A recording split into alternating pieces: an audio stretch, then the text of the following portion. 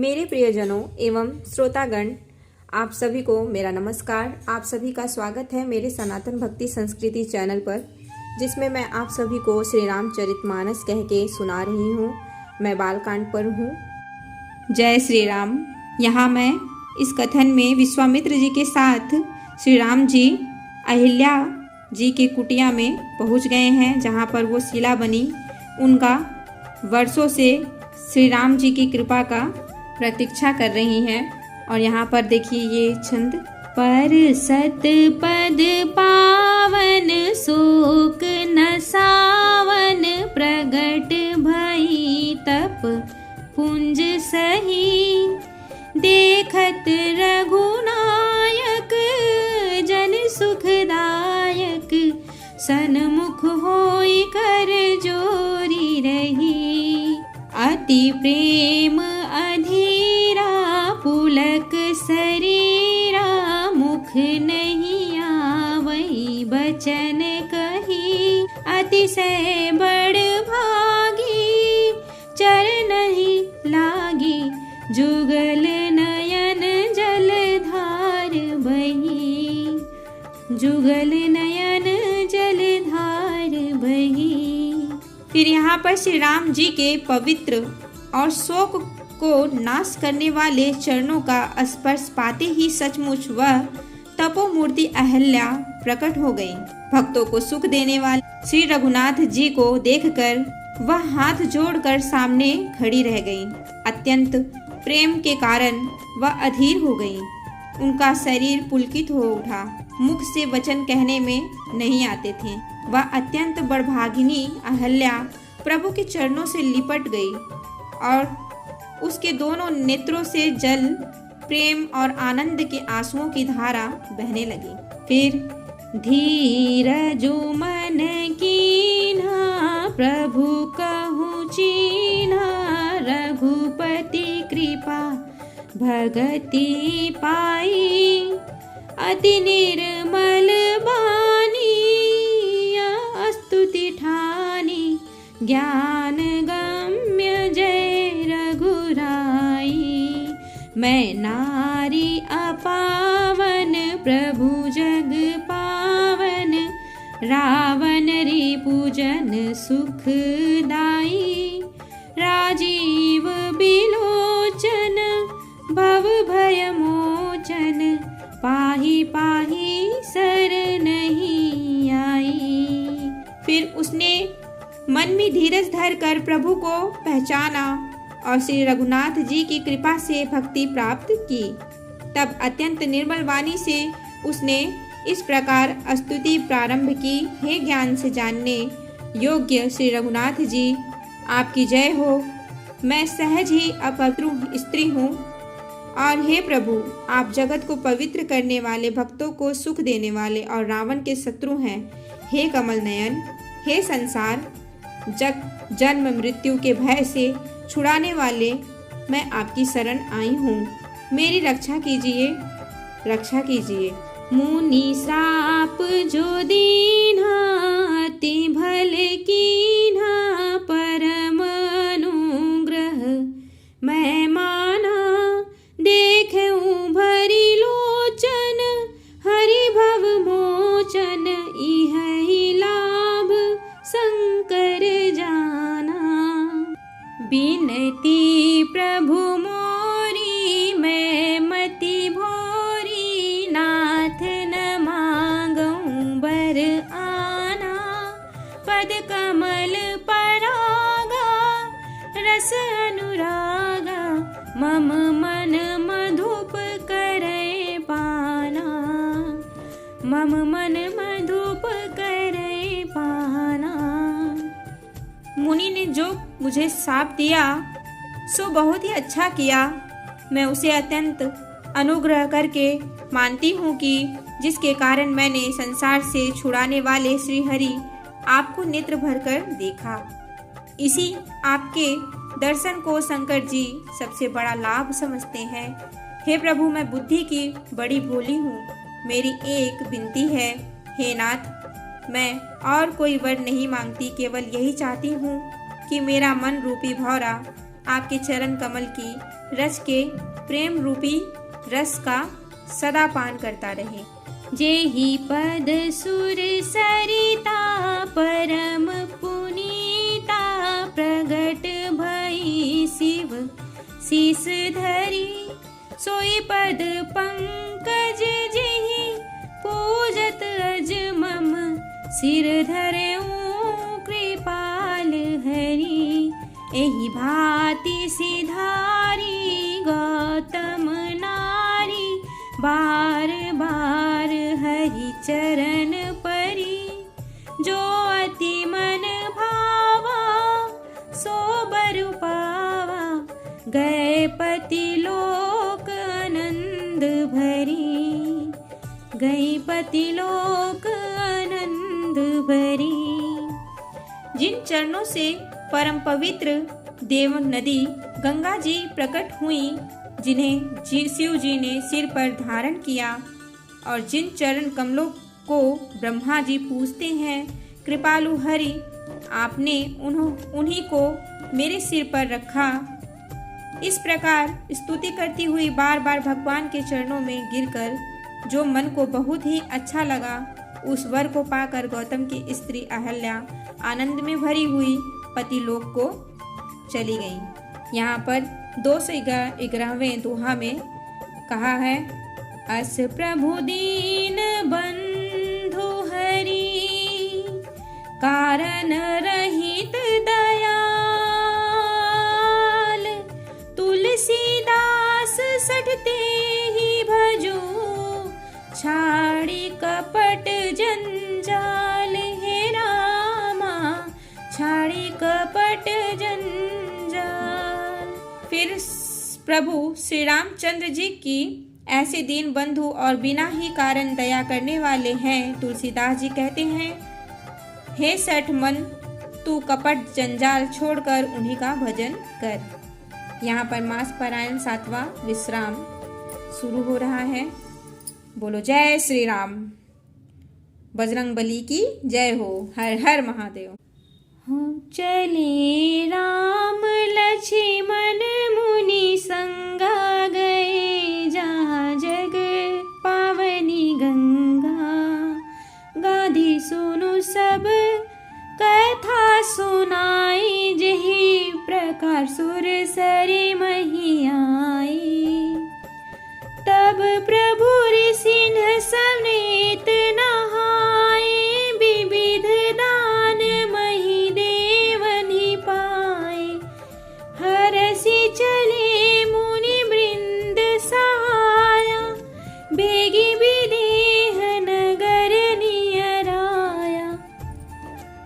हरे रामापुर रम्यता राम जब देखी हर्षे अनुज समेत विशेषी। बापी कूप सरित सर नाना सलील सुधा सममणि सोपाना। गुंजत मंजू मत रस भृंगा कुजत कल बहु बरन बिहंगा।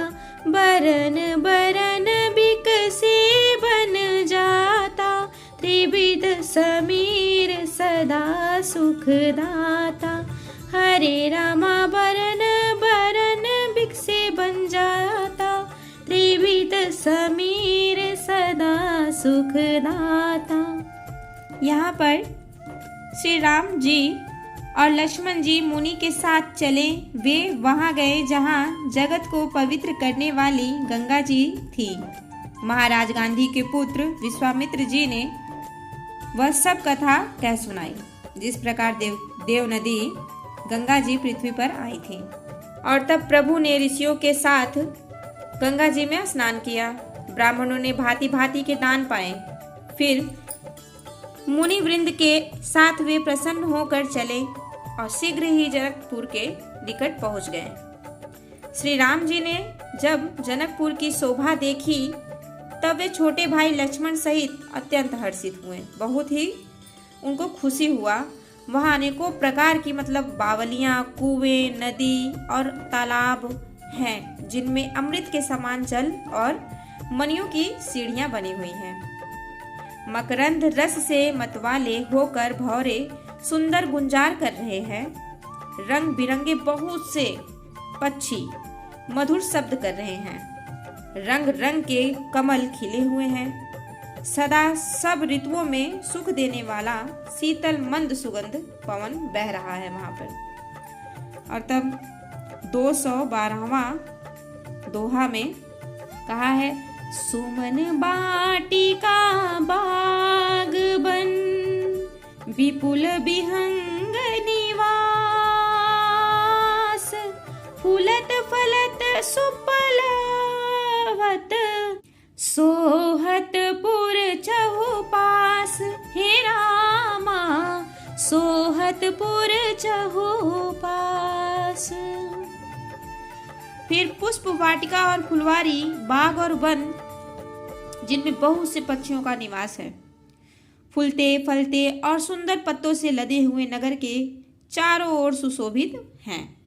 बनई न बरनत नगर निकाय, जहाँ जाए मन तहीं लोभाई। चारू बजारू विचित्र अबारी, मणिमय विधि जनु स्वकर सवारी। धनिक बनिक बर धनद समाना, बैठे सकल वस्तु लय नाना। चौहट सुंदर गली सुहाई, संतत रहई सुगंध सिंचाई। हरे रामा मंगलमय मंदिर सबके रे, चित्रित जनुरति नाथ चितेरे।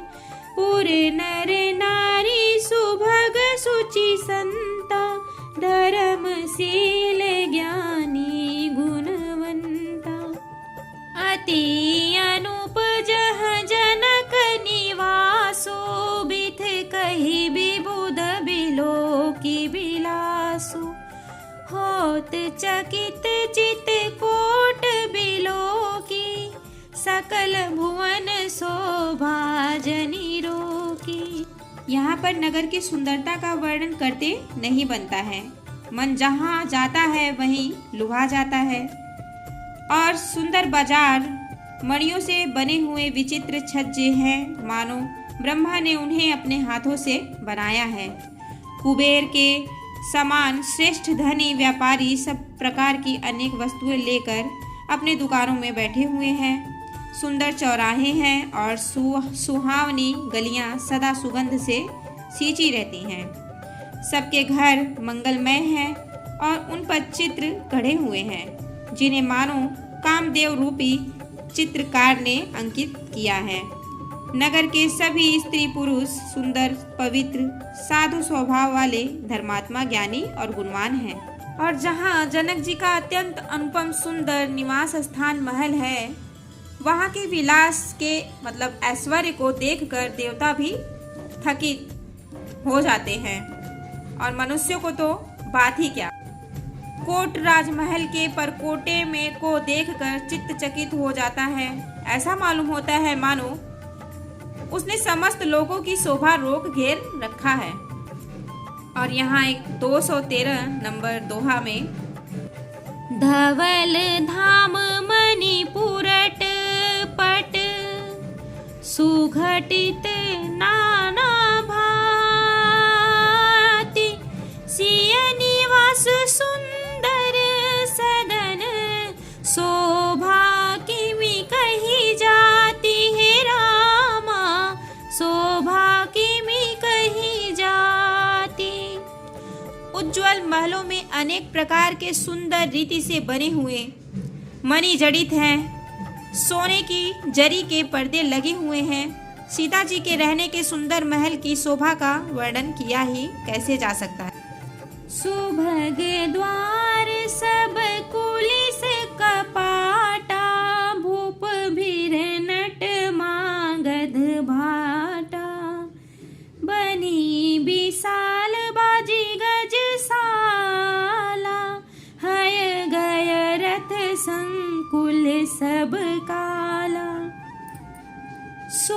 सचिव सेनप बहु तेरे, नृप गृह सरिस सदन सब केरे, नृप गृह सरिस सदन सब केरे, पुर बाहिर सरसरित समीपा, उतरे जह तह विपुल महीपा। हरे रामा देखी अनुप एक राई, सब सुपास सब भांति सुहाई। कौशिक कहऊँ मोर मनु मानाई, रहिय रघुबीर सुजाना। भले ही नाथ कही कृपा निकेता, उतरे तह मुनि वृंद समेता। हरे रामा विश्वामित्र महामुनि आए, समाचार मिथिलापति पाए। हरे रामा विश्वामित्र महामुनि आए, समाचार मिथिलापति पाए। यहाँ पर राजमहल के सब दरवाजे फाटक सुंदर हैं, जिनमें वज्र के मजबूत अथवा हीरो के चमकते हुए किवाड़ लगे हैं। वहाँ मातहत, राजाओं, नटों, मागधों और भाटों की भीड़ लगी रहती है। घोड़ों पर हाथियों के लिए बहुत बड़ी बड़ी गुड़साले और गौशालाएं, फिलखाने बनी हुई हैं, जो सब समय खड़े घोड़े, हाथी और रथों से भरी रहती हैं। बहुत से शूरवीर मंत्री और सेनापति हैं। उन सब के घर भी राजमहल सरीखे ही हैं। नगर के बाहर तालाब और नदी के निकट जहाँ तहाँ बहुत से राजा लोग उतरे हुए और डेरा डाले हुए हैं। वहीं अमो का एक अनुपम बाग देखकर, जहाँ सब प्रकार से सुविधे थे और जो सब तरह से सुहावना था, विश्वामित्र जी ने कहा, हे सुजान रघुवीर, मेरा मन कहता है कि यहीं रहा जाए। कृपा के धाम श्री रामचंद्र जी बहुत अच्छा स्वामी कहकर वही मुनियों के समूह के साथ ठहर गए। मिथिलापति जनक जी जब यह समाचार पाया कि महामुनि विश्वामित्र जी आए हैं, तब दोहा नंबर 214 में कहते हैं, संग सचिव सुचि भूरी, भट भूसुर बर गुर ज्ञाति, चले मिलन मुनि नायक ही, मुदित राउ यही भांति। हे रामा मुदित राउ यही भांति।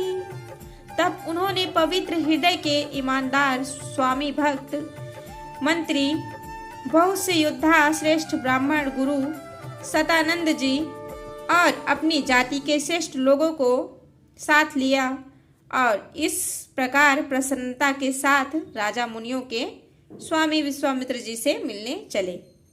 अब मैं यहीं पे विश्राम लेती हूँ और मेरे त्रुटियों को श्री राम जी क्षमा करें और मुझ पर कृपा करें। और आप सभी से भी मैं निवेदन करती हूँ कि मेरे त्रुटियों को क्षमा करने की कृपा करें। आप सभी को नमस्कार और धन्यवाद, और आप सब पर राम जी की कृपा बनी रहे। जय श्री राम, हर हर महादेव, जय बजरंगबली। धन्यवाद।